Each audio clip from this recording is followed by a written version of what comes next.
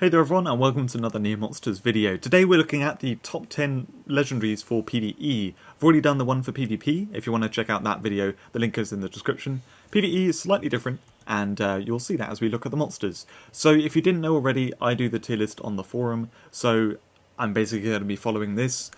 This is the S+, S and S- categories, as you can see. We're going to be looking at the S+ category, the monsters in there, and I'm going to be going through them. So as you can see, in the S+ category, there are, I need to count actually now, 13 monsters? Roughly like that. I think I counted correctly. So we're going to go through 10 of these. There are going to be some honourable mentions of the other ones, basically. And yeah, we're going to talk about them. Before I jump into this, I want to say PvE in general, how it is different to PvP is that it's like monsters which can survive well, which can do powerful effects and maybe have a higher ceiling, but you can actually reach that ceiling, whereas in PvP, they'll kind of foil your plan or, pick it apart. You don't need to worry so much about, say, like stun protection, but things like stun counter can actually be really, really good because you can really punish stuff more easily, because in a PvP match, if they've got something that's about to come in, and you've got the thing that punishes it on the battlefield, they'll be like, well, I need to remove that monster. PvE, the AI doesn't really do that, so you can like fully punish some things. So that gives some insight into how it is. Also, I want to say, for these monsters, you'll see as we go through them, a number of them only have one passive, and over time, the developers are adding like second passives to a lot of these older monsters. So I would assume that in the long run, a lot of these are actually going to be buffed, or become stronger as they get a second passive, which I would say a lot of these are going to stay strong in the long run because of that. So these are really the best kind of monsters for doing PvE stuff if you're looking at improving a PvE team or giving you some ideas of like the kind of things which can work well in PvE. This video will hopefully enlighten you in all that way. So moving into number 10. Number 10 is Vixia Ridge. Now this monster is one of the best PvP legendaries. In PvE, use it slightly differently. So in PvP, a lot of it's about the sleep. And it's got the secret skill which will also sleep, so it's like it punishes them if they kill it, it punishes them if they don't kill it, because you're going to sleep something either way, and if you manage to do that and then they kill it, it can sleep two things, and then it has a good moveset for it. PvE, you don't really care about the sleep, you don't care about the revenge, what you care about is how this monster is really tanky. So with the camouflage and the good defense, it's not going to die off in most cases. It's actually quite difficult for the enemies to deal with. And then what really stands out even more than in PvP is that Transient Bash does so much damage. Like, it just one-shots crazily buffed enemies very easily. Like, you can use it in the top levels of Monster 1 Quest, and it will kill things there, one-shot things. So that is an incredibly good damage move. And then it's obviously got this support stuff which works really well. So like Give Turn generally works well with stun absorbers, so it supports them well. Healing and shielding can come up in some instances where it's very useful. So this is just a very solid support monster that for PvE, the damage potential of it is amazing. And bear in mind that you can only use the damage move 3 times, and in PvE you have lots of enemies to face sometimes. But if you use this with any kind of revival stuff, you can then get 3 more kills out of it. So it can stretch a little further than just 3 kills as well. At number 9 we have Garden Fairy Jasmine. Now this is a very new addition, and I believe it's S+, but it may be the one that I've got slightly wrong because it is very new, so I don't know for certain how it is. But anyway, this, sorry as well if I've been bashing the desk, I'll try not to touch it. I may have said, may have made some bad noises. Anyway, so Garden Fairy Jasmine, this is a really tanky stun absorber. It's got the full defense, full HP, no killer weaknesses. You need some stun protection in PvE sometimes. Like, it's not a thing that you have to absolutely have it all the time, but it is good having a few very powerful sources of stun protection, and Garden Fairy Jasmine definitely does that. So she'll sit on the battlefield, she'll absorb stun, and if there isn't stun, well, that's absolutely fine too, because she has this 130-second move that piercing one-shots things, even if they're buffed. So she's a very good damage dealer that is hard to kill, and also works as stun protection. Also, the solo stealth tool in PvE matters a huge deal. Stealth is very, very useful for stopping the AI from killing a team off too quickly, and that only being 80 seconds is quite crazy. I love Purify Mist in PvE. I find it's really useful, and that's 130 seconds. This is only 80. So there's a lot of really, really good stuff for PvE here. I do believe it is worthy of the number 9 spot here, but like I said, it is a newer edition. Also should mention, Double Survivor is very, very weak. Like, that you're not going to be using at all. It's the Vigor Fast Breaker, and if it has been hurt so you can't use the Vigor Fast Breaker move, either use the Solar Stealth All, or just keep skipping and let it heal up more until it can do the Vigor move again.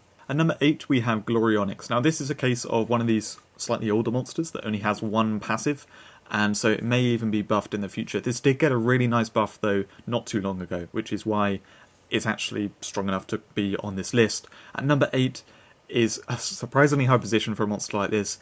Basically what it does is 3 entrances of Shocking Entrance. It can pull itself back with the swap emoji, and then that emoji sacrifices itself, brings the Glorionyx in.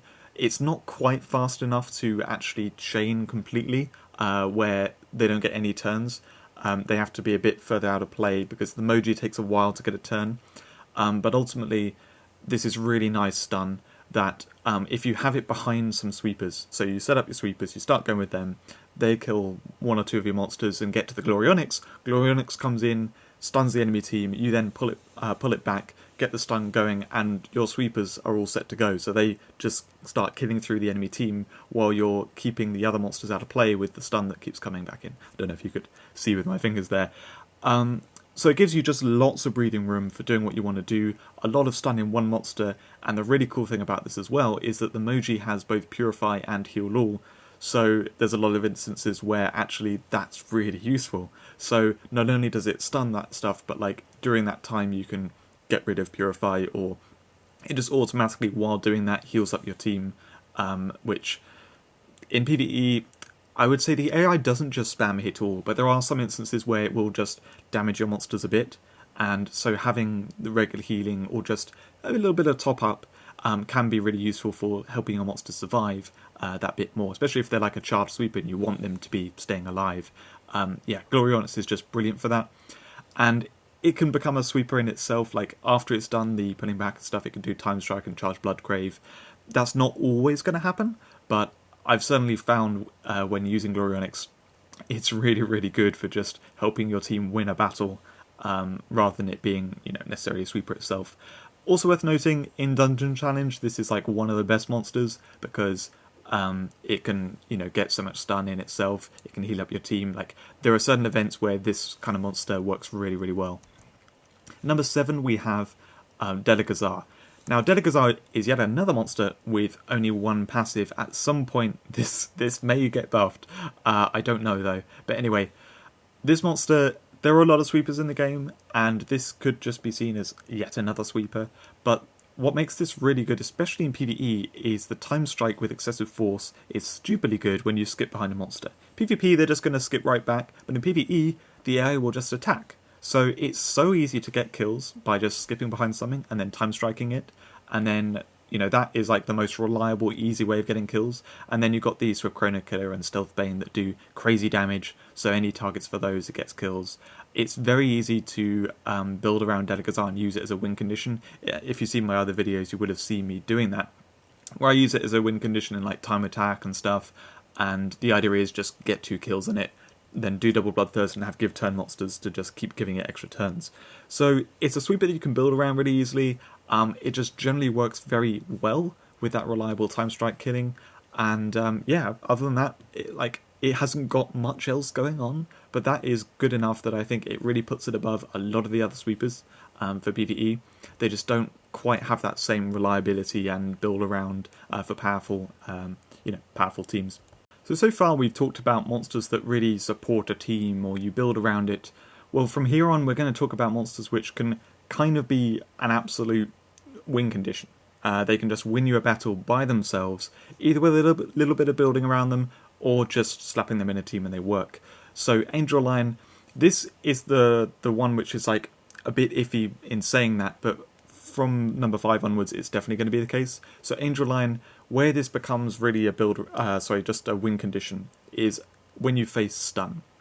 Angel Lion is one of the best monsters for PvP. It's in PvE actually better because you can more easily face that stun. In some battles where there's no stun, it's not going to do so much, but wherever there is stun, it's very easy to make this be like one of your top sweepers in the team.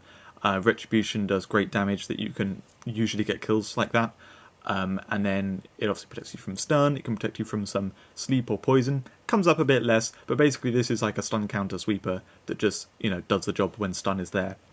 Number 5, we have Nova Drake, so this is, kind of probably the best known one monster win condition.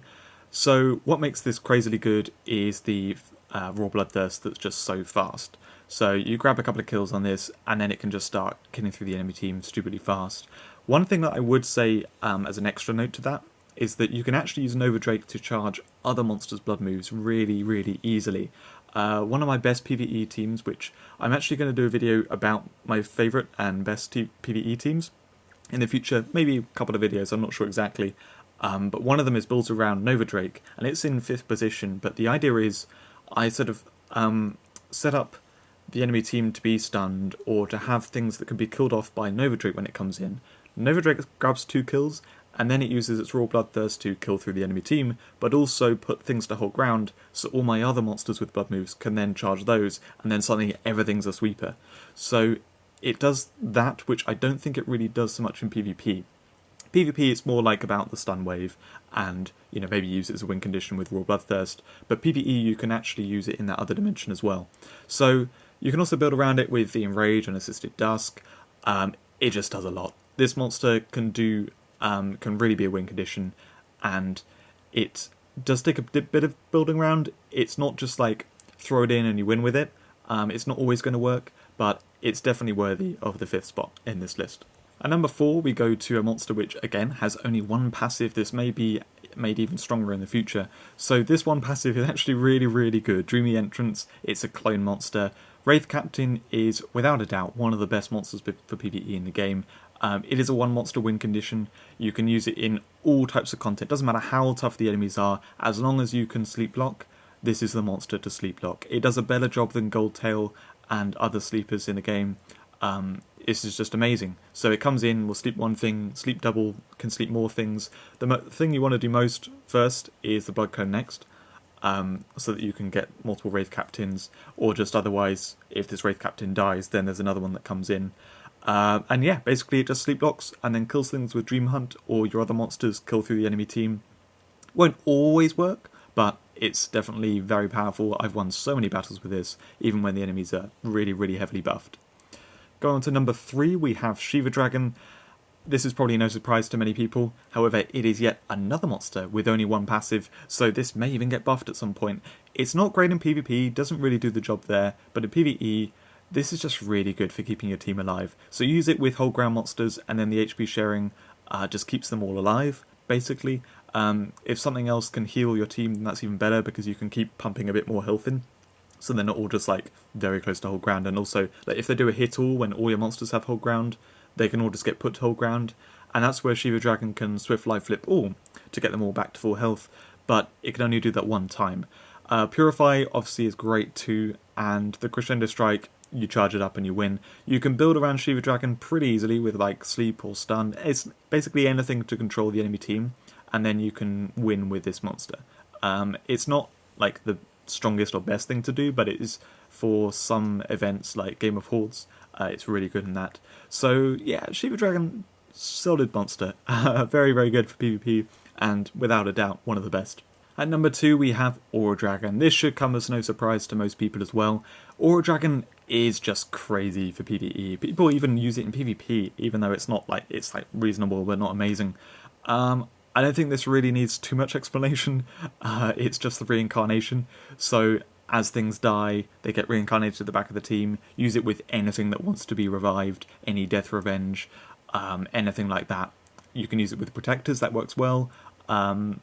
Things like Anku Dragon, that's really nasty, because when it dies you already get an extra copy, so you get like 2 copies of them, and then you can get multiple copies, and it goes crazy. Revenantine, it's lovely because as that dies you get the Nox Egg, and then the Nox Egg sacrifices itself, which in sacrificing itself puts a copy of the Nox Egg at the back of your team, so you kind of more easily get multiple copies out of it. It's really good with anything that clones, like the Wraith Captain that we saw earlier, and Blitzsteer is very nice because it can clone and then sacrifice itself and doing damage. There's so much stuff which combos with Aura Dragon.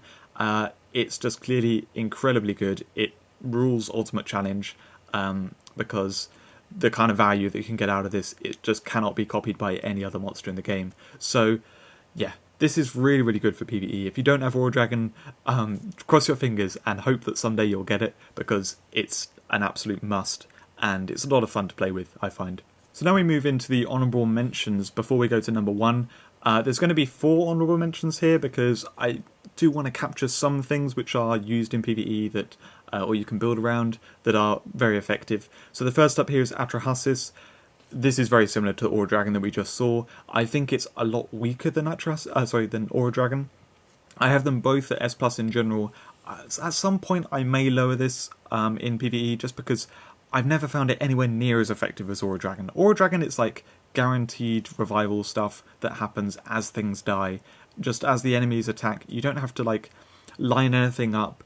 It doesn't matter if like the Aura Dragon dies after a little bit, because you know you got the value out of it. Atrahasis, it takes a little bit more effort, and the benefit of Atrahasis, well, one of the benefits is you can get the opponent's monsters, but like that depends on lining up. The other benefit is Atrahasis can become a sweeper, which in PvE you don't really care about. Like that's not the main reason why you're using it. It's used in PvP, where you can like do revival combos, and do this with Cannibalize to charge the Blood Crave. That's really what it's going to do there. But in PvE, you're mainly focusing on the Necromancy, not the sweeping. The only reason why you use Swift Cannibalize is to like heal it, or use a specific combo, like with Bavolcus, say, you can do the Deathmatch mode, put the enemies to 1 HP, then Swift Cannibalize it to heal your team back up, and then the Poison Revenge from Bavolcus kills off the enemies. So you can do some stuff like that, but ultimately it's not as strong as Aura Dragon, which is why I have it as an honourable mention. It definitely does the job, but it doesn't do the jobs as well. If you want it, it's kind of like your budget Aura Dragon. Honourable mention number 2 is Stratostrike. Now, if you know me, this is my favourite monster in the game. I love it. And this is a stand-in monster. I decided it wasn't going to make the top 10. But it's a stand-in monster for 1-on-1. Right now we only have 2 legendaries that have 1-on-1. It's been the way for years, and I think it's because 1-on-1 is just a bit too strong, that they haven't really made any more monsters for it. Stratostrike is the stronger of the 2 in my opinion, and Stratostrike here, the whole idea of it is you build around it. So you use the 1-on-1, and then you want 300 seconds to pass so it can do the double survivor. And it survives really well because ideally just one enemy is left awake, and with Shield Self and Second Wind and Hold Ground obviously, it's really hard to kill off before the time has passed, when it's just one enemy that's trying to kill it. So by itself, that's what it does, but you build around it so you have other monsters with survivor moves, maybe with Mega Bomb, Nova Blast, that kind of stuff. You can do it in a way where you wake up your own team, so then basically you've put the enemies to sleep, and Stratostrike is awake. Enemies to sleep while your team's awake. Yeah, you get what I mean there. So yeah, that's kind of what it does, and it's definitely a very powerful strategy in PvE. I talked in the top 10 mythics about Cyberith with the dual move, which is basically like 1-on-1. And that I talked about how the AI doesn't handle Overwatch well, and it just brings the monsters back into the battle. That's a lot stronger than 1-on-1, a lot more reliable for doing that. 1-on-1, there's a lot of counters to sleep. The AI handles it quite well as well. So it doesn't work for every battle, but some battles you can build around this and do very well. So yeah, stand in. It's a good monster. 1-on-1 you can build around for PvE very effectively. It's just not necessarily like the absolute top strategy that's out there.